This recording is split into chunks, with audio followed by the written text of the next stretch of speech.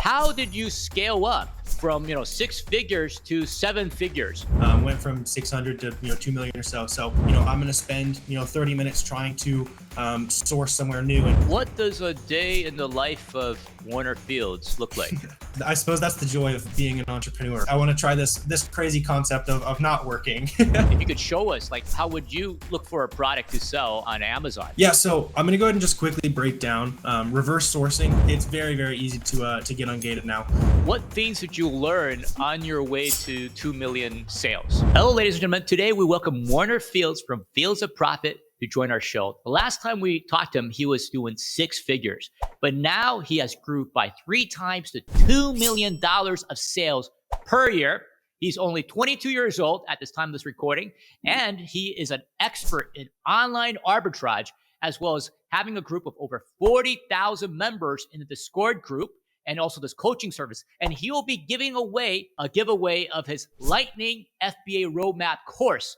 If you stay until the very end, make sure to subscribe. We welcome Warner to our show today. Welcome, Warner. Appreciate it. Thanks for having me on again, Sam. It's good to be back.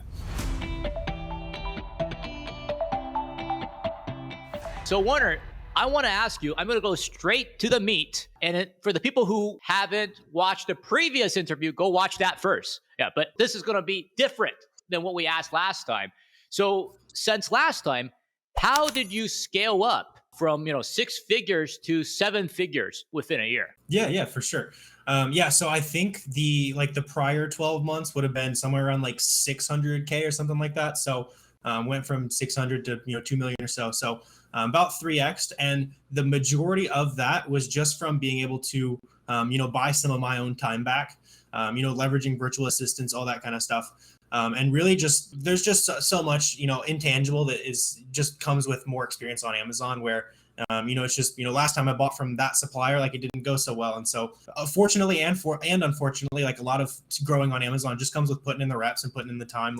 Never going to be the guy to tell you all this is passive, but I would say the major keys were being on top of hiring team members, getting good, talented guys in my corner, and then just really taking advantage of all those opportunities that I've continued to find. And in arbitrage, over time, you're going to develop that big, massive catalog of products. And so what I've tried to build is, anytime that same sale rolls back around, we're just going to be able to go back and source those 5, 10, 20 items that we sourced last time.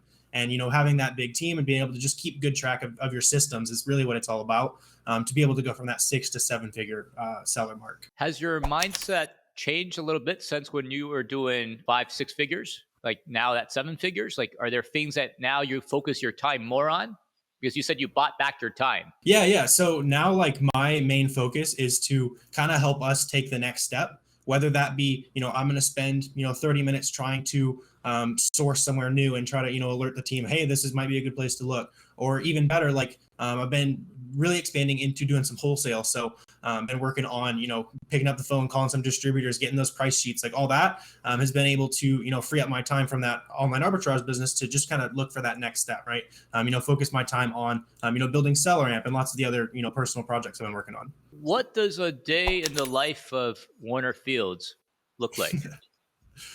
It varies very widely, and I suppose that's the joy of being an entrepreneur, right? Is you don't sit down at the same chair and do the exact same thing every day. But on a normal day, I'd say I probably work 1 to 3 hours on my Amazon business, really just depending on what's going on. Usually about 1-2 hours a day, and then beyond that, it's just making content, helping people in the community. I've been doing a little bit of coaching, that kind of stuff that is good to help those other guys grow their Amazon business. But eventually, I want to try this crazy concept of not working once you've built the systems and all that kind of stuff. But I'm still definitely putting in some good effort into all the projects we're working on. What's your motivation to help other sellers grow? It's human nature to help people and watch people do things that you were able to do and create that for them too. Something I can think of that's probably one of my favorite stories is one of the guys that I've helped. He started selling on Amazon. He was like, all right, 3 months from now, I have to be selling 35 grand or I have to go get a job. And then 3 months later, he sold 38 grand and he didn't have to get a job. And then he was like, I just get to stay home, sell on Amazon, get to, hang out with my kid a little bit more. And so just hearing that, some making some videos, help some other guy across the country, like be able to stay home with his kid. Like that was a cool moment for me. Yeah, that's amazing. Like being able to work remotely, maybe is a job he didn't like. I was talking with a guy who is a truck driver, and then he was doing that as well. It's like what you mentioned, and he had 3 kids. He wanted to spend more time at home, and it was extremely difficult, but for the different products, what products are you selling now? The categories, what categories? Yeah. Yeah. Especially like in arbitrage, there's gonna be opportunity all over the place. I would say we are heaviest in like shoes, apparel, that kind of stuff, just because it has a high ASP, average sale price. So we ship a lot to like prep centers, and so that helps kind of average those costs down on those items that tend to be a little bit more expensive. But really, there's opportunity all over the place. So we do a good amount of vitamins, beauty, grocery, all that kind of stuff. Like really anything that's profitable. If the data looks good, we'll hop on. So how do you plan what products to sell? Yeah, I mean, it's just whatever's looking good on the website sales that day, right? Like that's kind of the beauty of arbitrage in a way, is that you're just hunting for the best prices relative to where they used to be, right? That's the whole game, is how can I buy this item cheaper than anyone else ever has? And so one day you might be sourcing makeup because there's a good sale and you can, buy a discounted gift card and all that kind of stuff. The next day you might be looking at that, that shoe sale. That might be the best place to look that day. But how often do you change categories, or you add new products to, you add new ASINs, to existing ASINs? Yeah. For sure. Our team adds new ASINs every day. That's kind of the good and the bad with arbitrage, is you've always got good things coming in. You've always got good products that are kind of dying out, right? Increased competition. Maybe the brands. So recently, like Lancome gated everything, and now they sell on Amazon. So that was an example of when you got to kind of pivot a little bit. Another thing I started to notice was like returns being really bad on shoes. So number one, we got like stricter on our profit criteria, and by nature of just being a little bit stricter, that kind of shifts our focus towards those other categories. So really just like reacting to where the profit is really what it's all about, and shifting focus based on that. I got a question about apparel. Like I was looking to buy socks, and then so I went to like all these outlets, and there's hardly any discount on the socks. So how are you able to get such good deals on socks, and Nike socks, to be very precise? Yeah, because they're not going on sale in the outlets. That used to be a closely guarded secret, but well, not luckily, but a lot of those Nike listings got flooded with like counterfeiters and all that kind of stuff. Okay. But yeah, I mean, just like with anything, especially apparel and all that kind of stuff. Usually, it's just really creative couponing and all that kind of stuff, stacking loyalty rewards, all that good stuff. Which apps do you recommend, like for people if they're purchasing using online arbitrage, like the cashback? Which app? Like there's Honey, there's different ones out there. Like which one do you suggest? Like your top ones that you think is good to use? For sure. Cashback is awesome. And like, when we're talking about like maximizing, making sure that you're the guy with the lowest price, like cashback is big on that, right? Discounted gift cards, all that kind of stuff.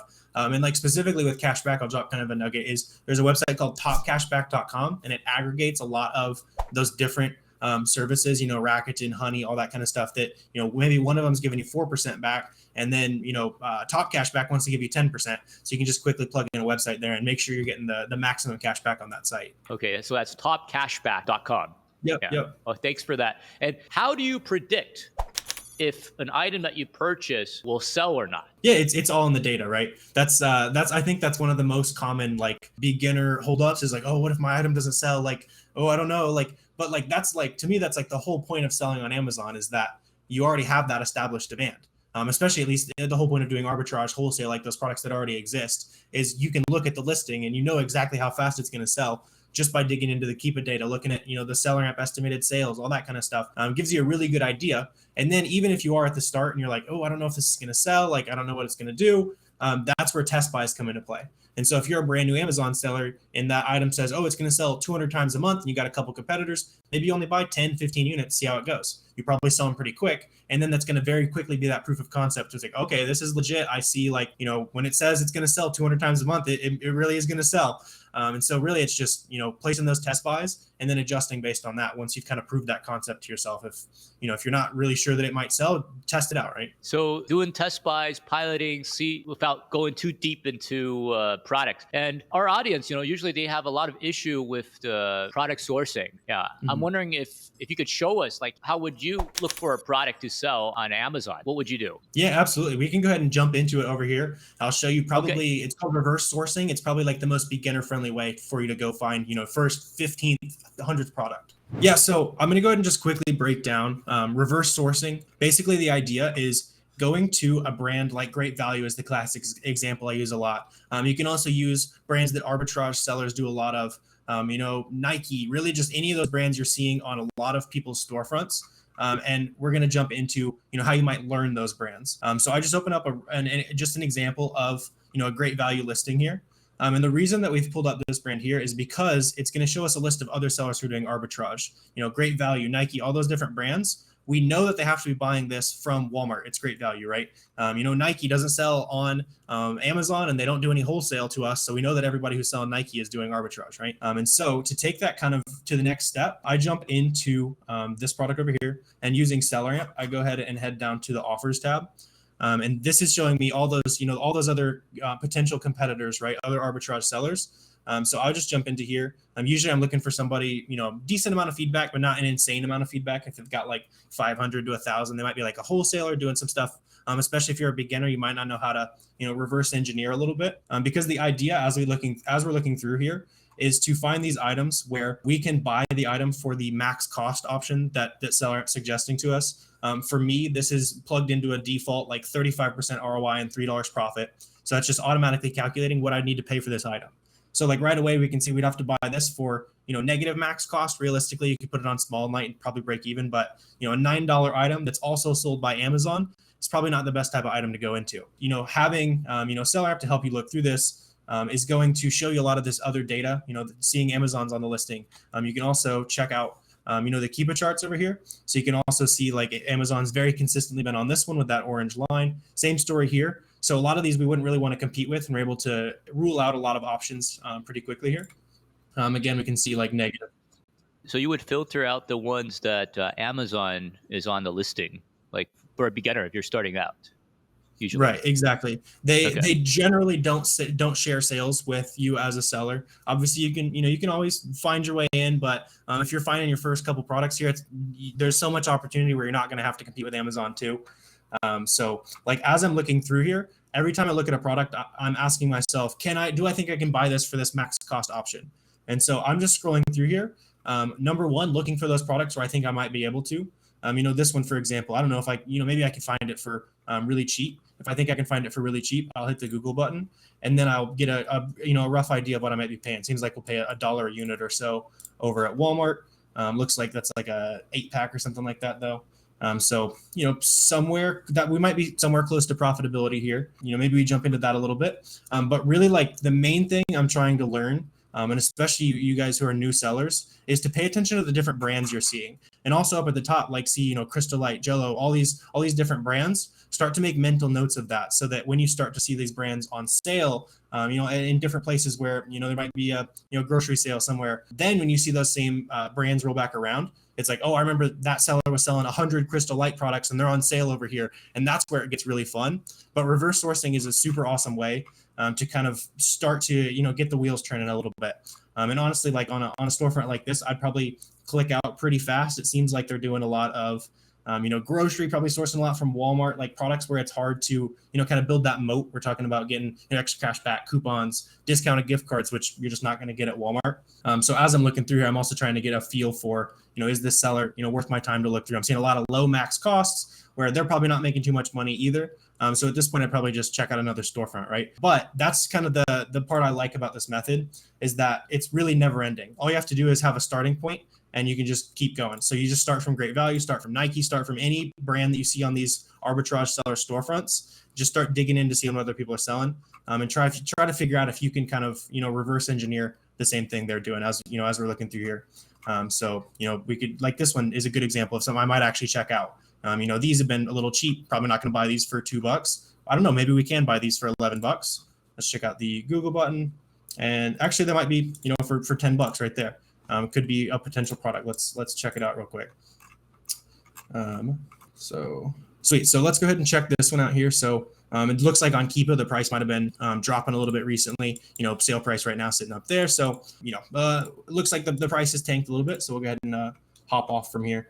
But you can see right away, like that's the kind of thought process we're looking for. And, having a tool like this helps me do it a lot faster. So I'm not, having to do so much trial and error. Like back in the day, we used to click directly onto the storefront, go to here. And then as you can tell, this is way less data than you're seeing using a tool like Seller Hub to really be able to look through there and just try to feel out which of these different brands are going to be good for you to sell in the future, and which of these items you think you might be able to find for that max cost. Combining that information with what you might know is on sale that day. That's where it really gets fun. But we could talk about this for hours, but this is the method I would suggest if you're a brand new seller trying to find that first product. When you're looking at the different storefronts, like what are you looking for? Like what kind of seller storefront should I check out that has higher potential? Like, is there a review count that maybe they have 30 reviews, or what are you looking for? Yeah, review count's a good way to do it. Like if you get those guys who are, 1 to 5 feedback, like brand new, a lot of times they'll have items that are super easy to find, because the idea is you want to find products that you can actually figure out how to get there, but it's a little difficult to reverse engineer it, right? So we're looking through those storefronts. You probably wouldn't want to buy a product that anyone at any time can just go buy at Walmart at retail price and just list straight up, right? It's probably going to be a little bit too easy for the other competitors to do that. And so as I'm looking through storefronts, I'm looking for especially brands that I remember coupons from in the past. If you don't have that back of my knowledge, just spend 30 minutes, an hour poking around, seeing what kind of coupons might be going around. Check sites like Walgreens, check like iHerb, VitaCost, like any of those like smaller type sites can be awesome. And then just try to keep that back of mind knowledge while you're going and reverse sourcing throughout the day. Really, that's what I'm looking for, is those storefronts that are selling products that I might be able to get with a coupon or a sale that same day. For some of those products, are they gated? How do you get ungated for them? Yeah, ungating is that's one of the other classic excuses you'll hear is, oh, I want to sell on Amazon, but I can't get ungated. And honestly, like it's very, very easy to get ungated now. I made a video. You can check it out. You just use like Frontier Co-op Wholesale, get 10 units from them. That's like a kind of a by the book way to do it. Honestly, sometimes I've just been submitting like online order confirmations too, especially if you're buying, let's say you want to get ungated in Adidas. If you just buy from the adidas.com website, make sure your business address checks out with what's on Seller Central. A lot of times that'll help you get ungated as well. So really don't overthink ungating. Just submit from wherever you're realistically buying from, as long as you know that it's like a legit supplier. When you're looking at products to source, like is there a minimum ROI that you're looking for? And is it different for different categories? Because you mentioned for products like apparel, shoes that have a higher return, you probably change the minimum ROIs that you're looking for now. Yeah, 100%. So for example, like grocery products, a lot of them you can't even return.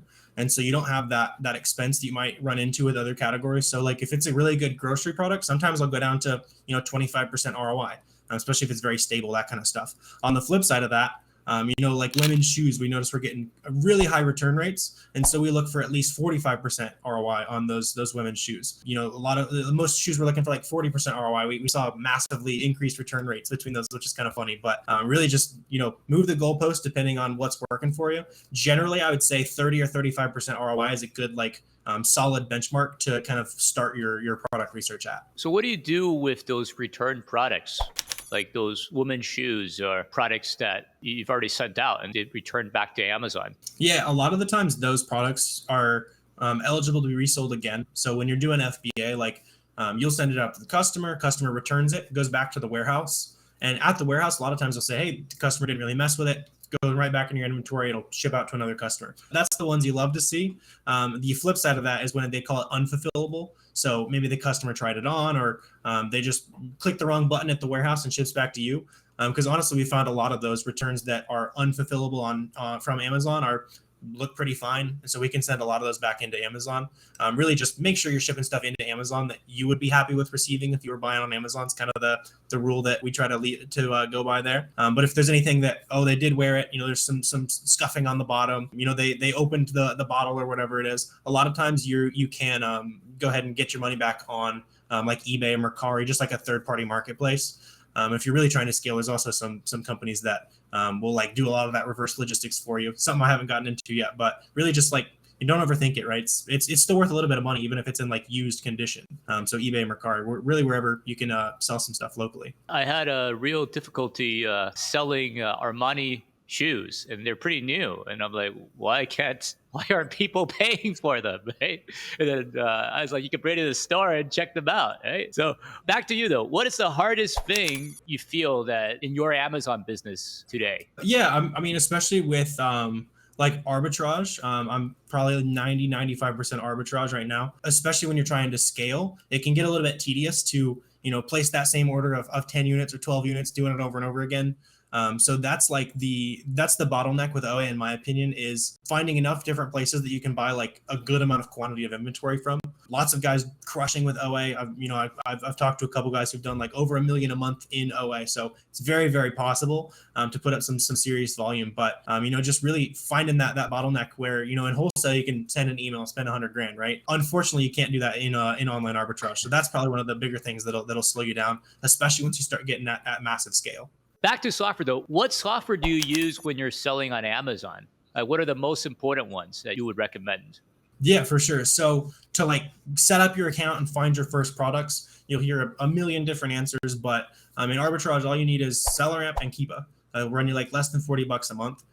You can find your first products with that. My friend, business partner Miles, only sources with that, and he did 2 or 3 million, something like that, in the last year. So it's very possible to scale with very simple methods. Once you get to the point where you're selling $1,000, $2,000 a month, I would also recommend adding in BQool, get you a repricer, and then also like a listing software, inventory manager like Inventory Lab, Seller Board, Seller Toolkit, any of those that you really prefer. Why did you pick BQool as your repricer?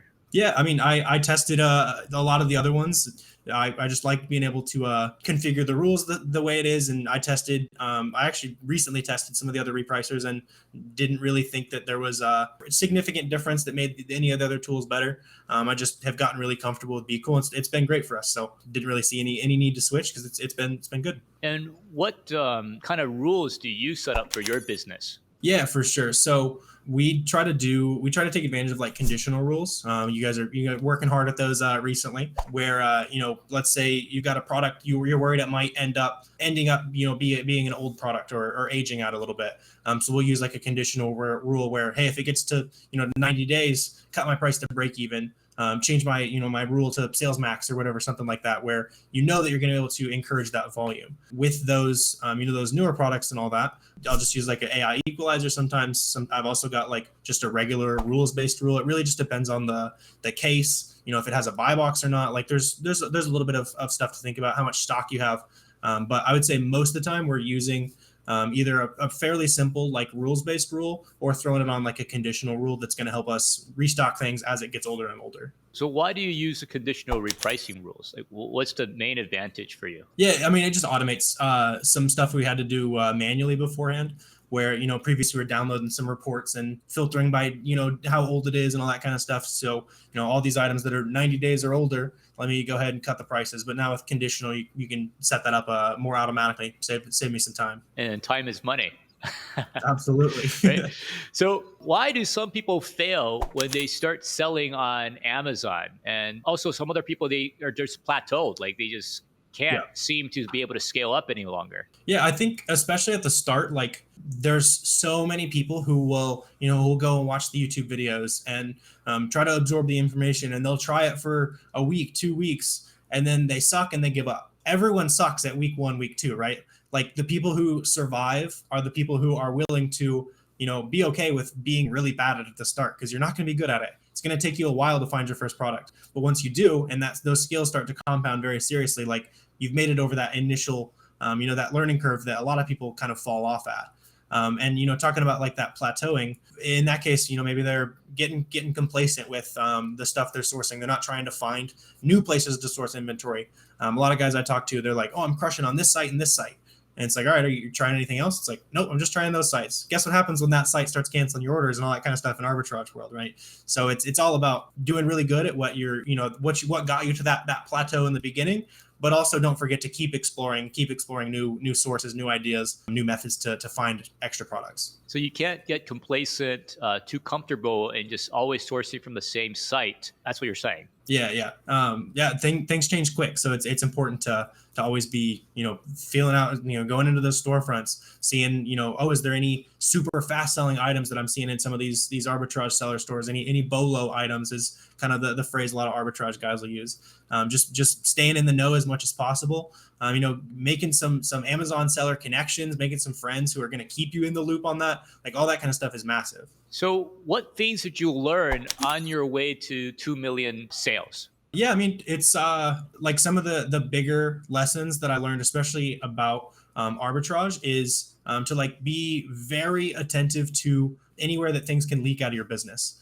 Make sure your systems are very refined, especially if you're wanting to get to 7-8 figures on Amazon. The things that are just cost of doing business at a small scale are not cost of doing business. Like you can take preventative action towards all that kind of stuff. So I wasn't very attentive to like returns and all that kind of stuff in the early days. And I don't know if I would do it differently. It helped me grow faster and, learn faster. But now looking back in retrospect, like you can't let those things that are little stay little and not address them if you want to scale. Because eventually, if you're not tracking the difference between what you bought and what actually showed up at your house, you're trying to build a 7-figure business on that.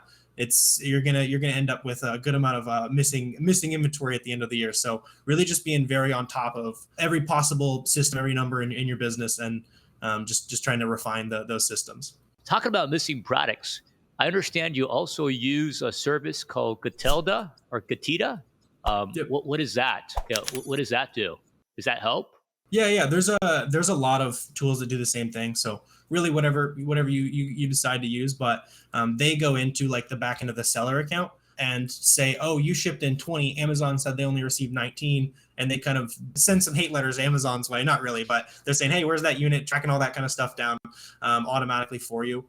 If they need invoices, they'll say, hey, we need invoices on these ASINs, that kind of stuff. That's a good way to help prevent a little bit of leakage in your business. But, there's leakage on the Amazon side, and there's a little bit of leakage on the, product receiving side before you even get it to FBA. So it's important to be on top of both of those things. What do you usually do in your free time, if you have any? Yeah, we're working on that one for sure. But up here in Wisconsin winter, you don't really want to go outside and enjoy the 10 degrees too much. But once it's a little warmer, we'll go kayaking, that kind of stuff. Try to play basketball, all that good stuff.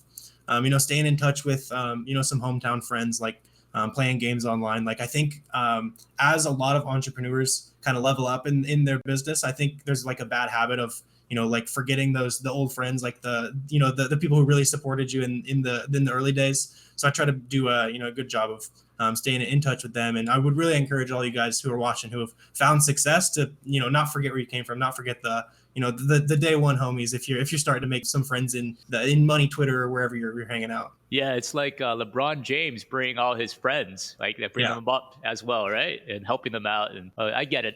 Yeah. I wouldn't refer to myself as LeBron James by any means, but yeah, maybe Giannis. Yeah, who knows, right? We'll see.